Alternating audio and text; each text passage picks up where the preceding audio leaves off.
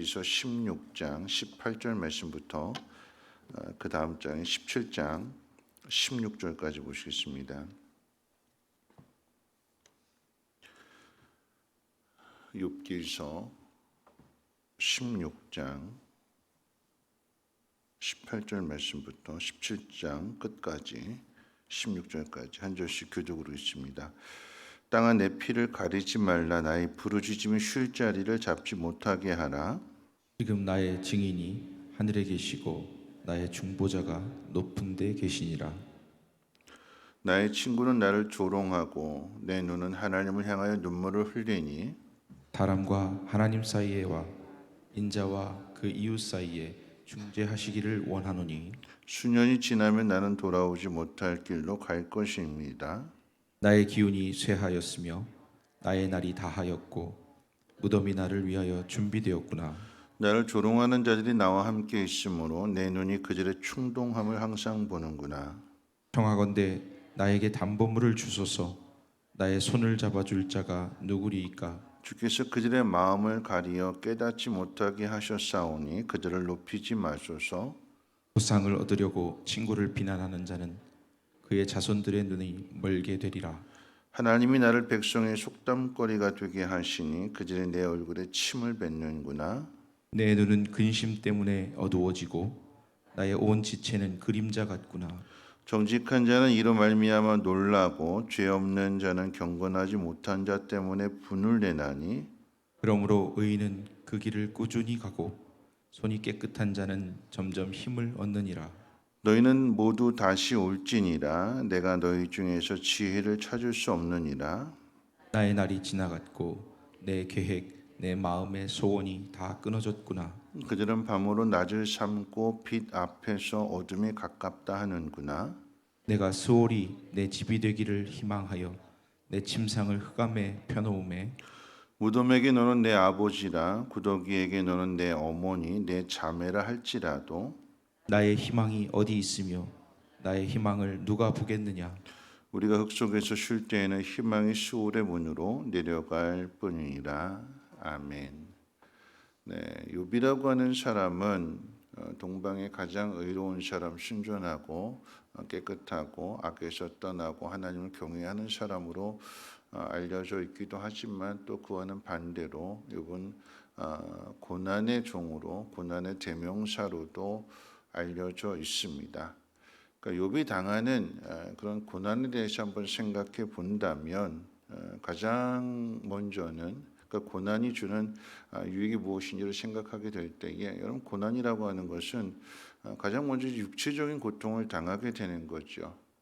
우리가 현실적으로 당하게 되는 예를 들어서 욥의 고난으로 생각해 본다면 하루아침에 재산을 다 잃게 되는 것이고 자녀도 잃게 되는 것이고 아내도 떠나가 버리게 되고 거기에 병까지 더하게 되는 이런 상황을 당하게 되는 것으로만 끝나지 않고 그런 상황을 통해서 사람들이 함부로 말하게 되는 거죠. 그래서 오늘 말씀 가운데도 보면 하나님이 나를 속담거리가 되게 하시니까 사람들이 내 얼굴에 침을 뱉는구나. 조롱하는 사람들이 자꾸 내 마음을 긁는구나. 나를 정말 여기저기서 심한 말들을 하게 될 때에 내 마음을 격하게 하고 화나게 만들고 분노하게 만드는 누가 그렇게 하느냐라고 할 때에 욥은 자신의 친구들을 향해서 마음이 가려 있는 사람들 그리고 보상을 받으려고 친구를 비난하는 사람들. 그러니까 욥이 당하는 고난을 보면서 그 전에 욥이 하나님의 복을 받고 편안하게 잘 살 때는 감히 욥에 대해서 함부로 말을 하지 못했는데 욥이 고난을 당하는 모습을 보면서 자신들이 욥보다 더 낫다. 너는 죄가 많으니까 그렇게 고난을 당하는 것이고 우리들 모르게 알지 못하는 죄를 하도 많이 지었기 때문에 하나님 이런 벌을 받는 것이고 우리는 그렇지 않으니까 하나님의 벌이 우리에게 임하지 않으니까 우리가 너보다 더 낫다라고 하는 것을 드러내기 위해서 자꾸 욥을 깎아내리는 거죠. 욥을 험담하게 되는 것이고 빨리 회개하라고 하는 것이고 죄인 취급하게 되는 것이고 그러니까 이런 말들이 또 이런 상황들이 욥을 힘들게 합니다. 이게 육체적인 고통이라고 이야기할 수 있고 주변의 상황들을 통해서 우리가 겪게 되는 그런 마음에 상하는 일들인데 자 이런 일들을 겪게 되면 욥의 영혼이 흔들리게 됩니다. 그러니까 지금 앞서 육체적인 고통으로 고난을 당하는 것에 대해서 생각해 본다면 그 다음 생각해 볼 것은 이런 일들을 겪게 될 때 우리 스스로가 초라해지고 우리 스스로의 그 믿음이 흔들리게 될 때 욥은 이렇게 이야기합니다. 내 눈은 근심 때문에 어두워지고 나의 온 몸은 그림자 같구나. 수년이 지나면 이제 돌아오지 못할 길을 갈 것이다. 그러니까 죽음이 눈앞에 있다라고 하는 죽을 날 멀지 않았다라고 하는 것이고 내 인생이 이렇게 끝나나 보다 이런 근심과 두려움을 갖게 되는 거죠. 또 이렇게 이야기합니다. 나의 기운이 쇠하였고 나의 날이 다하였으며 무덤이 나를 위해 준비되었구나. 나의 날, 나의 계획, 나의 소원이 다 끊어졌다. 그리고 마지막 부분에 가서는 이렇게 이야기합니다. 내가 스올이 내 집이 되기를 희망하여 내 침상을 흑암에 펴놓으며 무덤에게 너는 내 아버지나 구더기에게 너는 내 어머니 내 자매라 할지라도 나의 희망이 어디 있으며 나의 희망을 누가 보겠느냐. 여러분 이 표현은 좀 어려운 표현이지만 이런 이야기예요. 집과 아버지, 어머니, 자매는 가장 인간에게 있어서 가장 편한 것이고 쉼을 주는 것이고 포근함을 주는 것이고 안정감을 주는 것이죠. 그런데 내 집이 수월이 돼버리고 내 아버지가 구더기가 되는 것이고 내 어머니가 내 자매 이거 무덤이 가깝다. 이 이야기는 무덤과 구더기가 아버지, 어머니, 형제를 대신할 만큼 아주 가까이 있다라고 하는 얘기예요. 아버지가 가깝고 또 형제가 가깝고 엄마가 가까운 곳인데 그런데 그것보다도 지금 나한테는 그런 것들이 아무것도 없고 내게 가까이 있는 것은 수월에서 덮게 될 뭐 구더기, 무덤 이런 것밖에는 없다. 그 영혼이 얼마나 흔들리고 있는가. 아무리 의로운 욥이라고 할지라도 이런 고난을 당하게 되면 고통을 당하게 되면 그의 영혼이 흔들릴 수밖에 없는 것입니다. 여러분 그런데 그 상황 속에서 이런 고난을 당하고 고통을 당하게 될 때 비로소 이제 소망이 하나님밖에 없다라고 하는 것을 또 고백하게 되는데 16장 19절 말씀 가운데 보면 이렇게 이야기합니다. 지금 나의 증인이 하늘에 계시고 나의 중보자가 높은 데 계시니라. 그리고 17장 3절이요 청하건대 나에게 담보문을 주소서 나의 손을 잡아줄 자가 누구리까?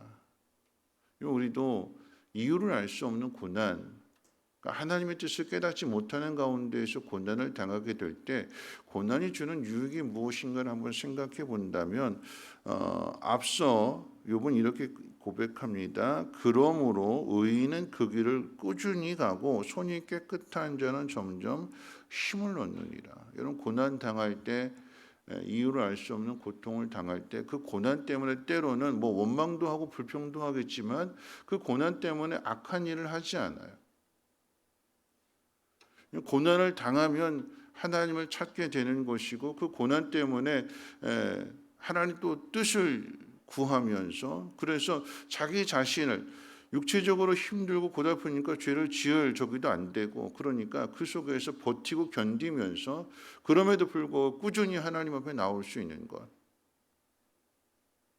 고난을 통해서 우리가 더 이상 죄를 범하지 않고 그 고난 때문에 하나님을 더 의지하게 되고 찾게 되고 점점 더 힘을 얻게 된다. 결과적으로 얘기하는 결과적으로.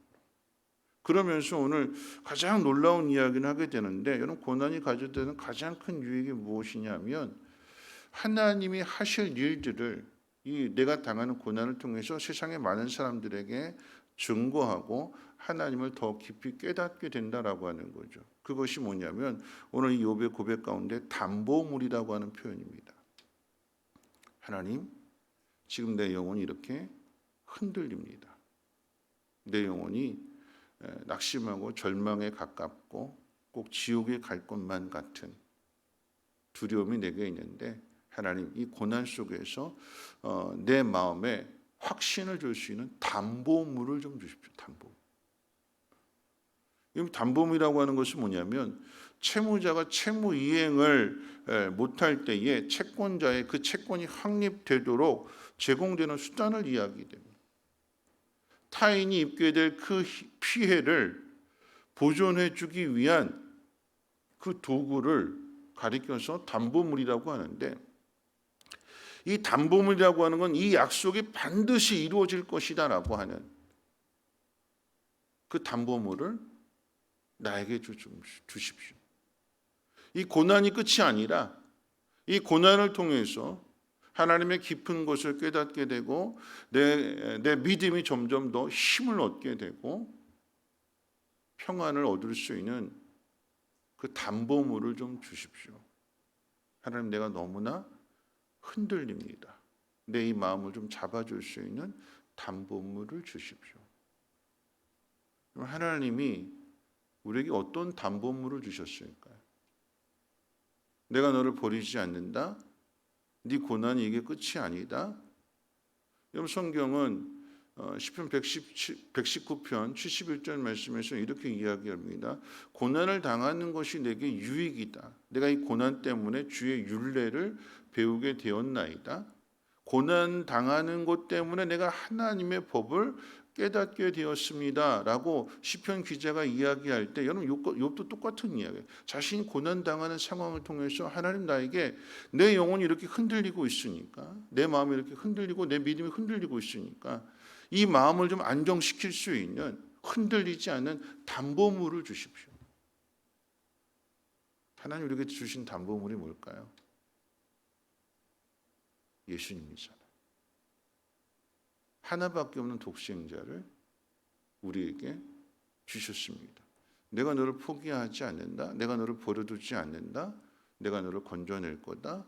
내가 너를 나의 이 거룩한 이 나라에 들어올 때까지 절대 포기하지 않는다. 그래서 아들을 주신 것이고, 아들을 주시는 것으로 끝나는 것이 아니라 그 아들이 하늘로 올라가셨을 때에 성령을 우리에게 보내주시는, 단순히 그저 욥이 고난을 당했네, 고난 가운데 믿음을 지켰고 감사했더니 하나님께서 모든 것들을 회복시켜 주셨네, 이것으로 끝나는 이야기가 아니라, 하나님이 욥에게 고난을 허락하신 것은 그 욥의 고난을 통해서 인간의 실존의 문제들, 아무리 의로운 사람이라 할지라도, 아무리 하나님을 경외하는 사람일지라도 고난이 오면 낙심하게 되고, 구더기가 내게 더 가깝고 무덤이 내게 더 가깝고 내 삶의 희망이 아무것도 없구나.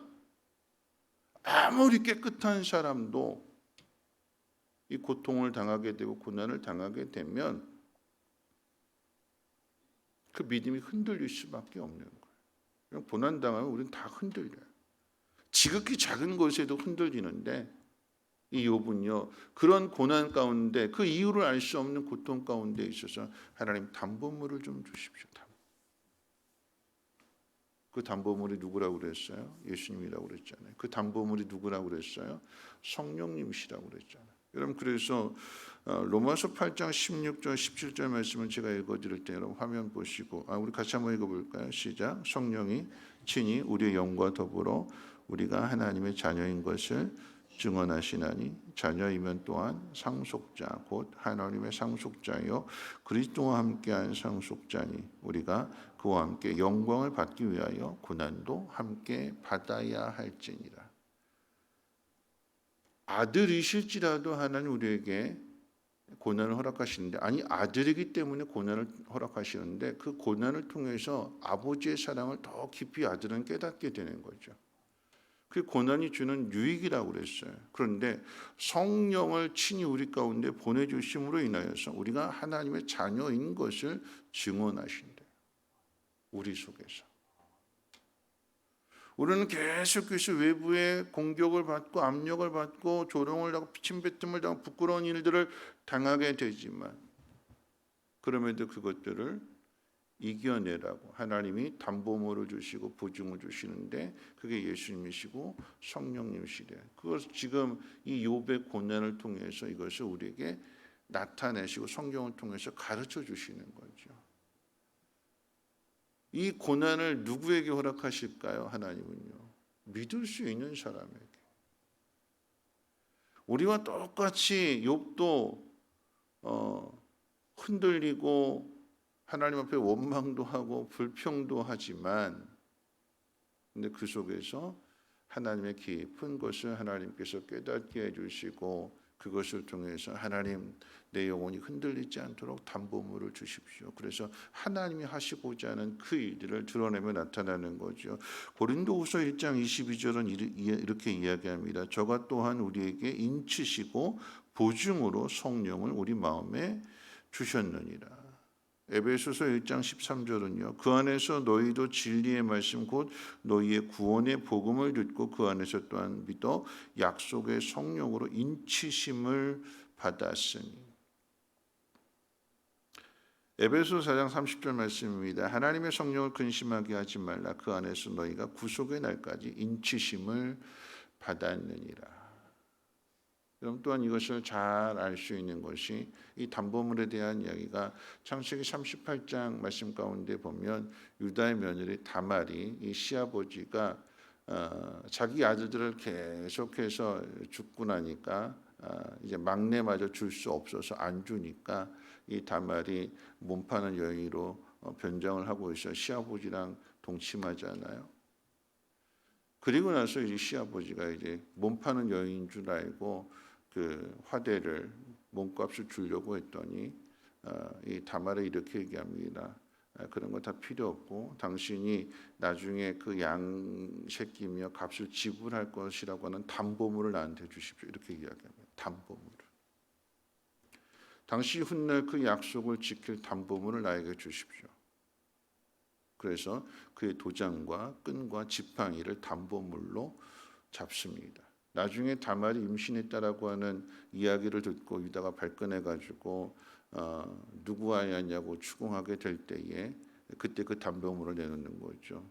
근데 이 뱃속에 있는 아이의 아버지는 이것의 주인입니다. 담보물이라고 하는 것은요, 그 약속을 이룰 수 있는 증표가 되는 거예요. 말씀 마칠 텐데요. 하나님이 우리에게 아들을 주시고 성령을 보내주셔서 우리가 하나님의 자녀인 것을 결코 그 어떤 고난 속에서도 우리를 버리지 아니하시고 건져내신다라고 하는 그 증거를 우리에게 미리 가르쳐 주시기 위해서 하나님은 욥에게 고난을 허락하신 거였어요.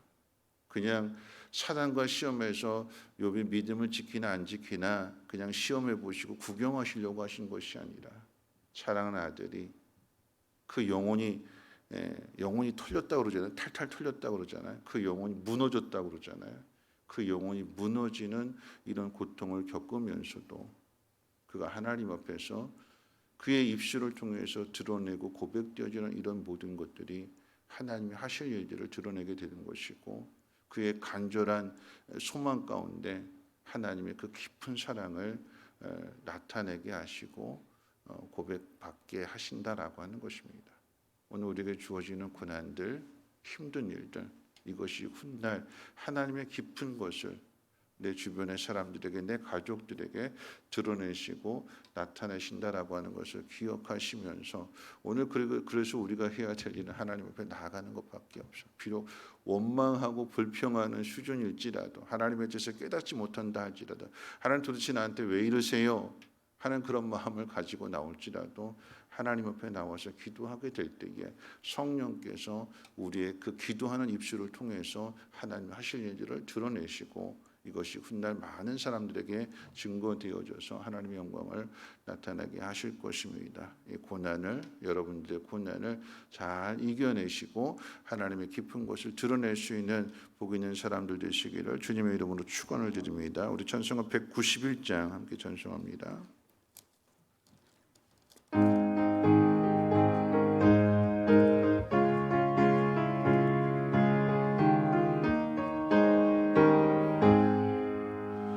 내가 매일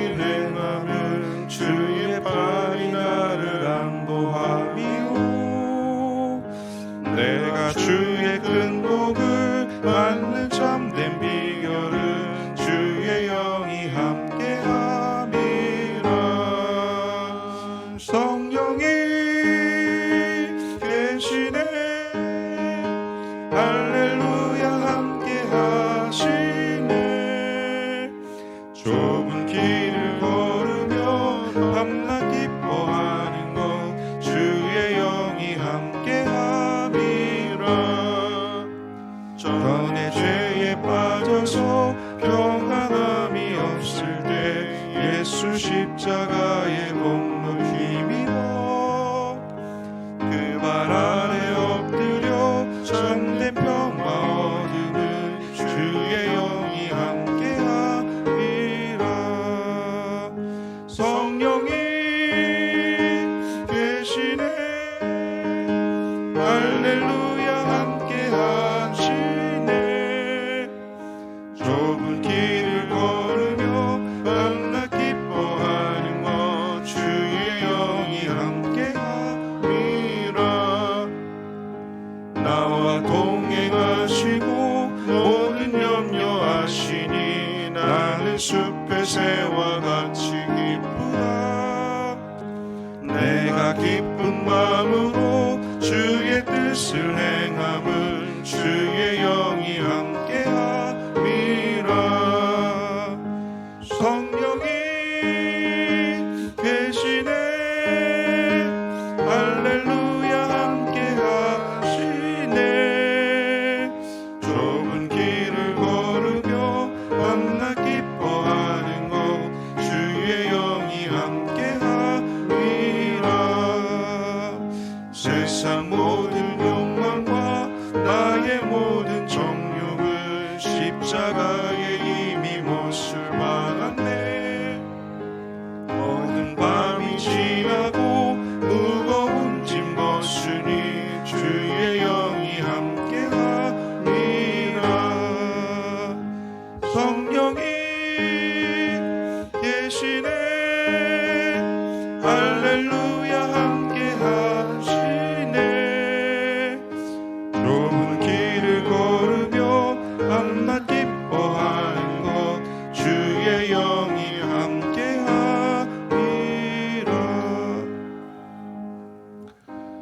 말씀 생각하면서 함께 기도하실 텐데요. 고난을 당하는 것이 유익이라고 성경은 계속해서 가르쳐 주지만 정작 고난을 당하는 사람은 그 깊은 의미를 깨닫지 못하는 거죠. 내가 아픈데 내가 힘들어 죽겠는데 답이 안 보이는데 이게 어떻게 나한테 유익이 되는가? 욥의 상황이 그런 상황입니다. 그래서 욥은 하나님 앞에 내 영혼이 지금 죽을 것 같습니다. 내 영혼에 희망이 없습니다. 지옥에 갈 것만 같습니다. 하나님, 그러니까 나한테 담보물 좀 주십시오. 그런데 그가 한 그 말에 대하여 하나님은 글쎄요, 욥이 어디까지 생각했을까요? 하나님이 담보물을 주시기 위해서 그 아들을 주신다, 하나님 영을 보내주신다, 이 깊은 것을 그가 통달했을까요? 아니지요. 그는 그냥 그 수준에서, 자신의 수준에서 하나님 담보물 좀 주십시오.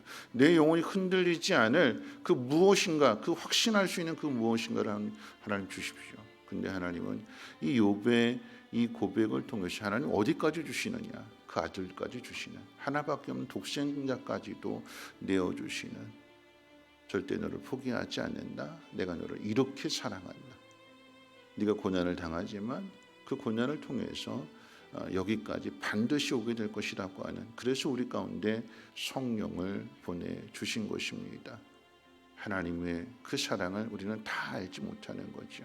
그런데 중요한 것은 고난을 통해서 하나님이 우리를 얼마나 사랑하시는가를 하나님 가르쳐 주시고 깨닫게 해주신대요. 오늘 우리가 해야 될 것은 힘들고 어렵지요. 당장에 하나님의 뜻을 깨닫지 못할 것입니다. 그런데 그럴 때 해야 되는 것은 하나님 앞에 나와서 다시 한번 하나님 앞에 부르짖어 기도하는 것이고, 그러함으로 인하여서 의인은 그 길을 꾸준히 걸어가게 되는 것이고, 손이 깨끗한 사람은 점점 더 힘을 얻게 되는 것입니다. 왜요? 하나님이 담보물을 주시거든요. 아니, 주셨거든요.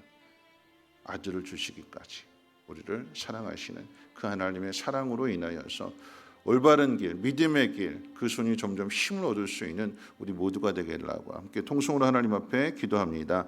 거룩하신 하나님 감사합니다. 오늘도 하나님 말씀을 듣습니다. 하나님, 우리가 어떻게 살아가야 될 것인가? 하나님, 때로는 고난 때문에 막막하고 앞이 보이지 않을 때가 있습니다.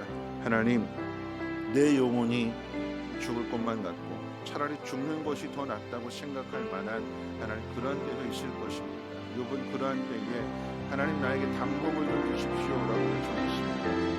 하나님, 그 욥에게 하나님께서 어떻게 그를 사랑하시는가, 어떻게 그를 건져주시는가, 그리고 어떻게 그를 회복시켜 주시는가를 깨닫게 해주셨지만, 단순히 그것으로만 끝나는 것이 아니라 하나님은 그 아들을 내어주시기까지 오늘 이처럼 놀라운 사랑을 욥의 고난을 통해서 우리에게 가르쳐 주십니다.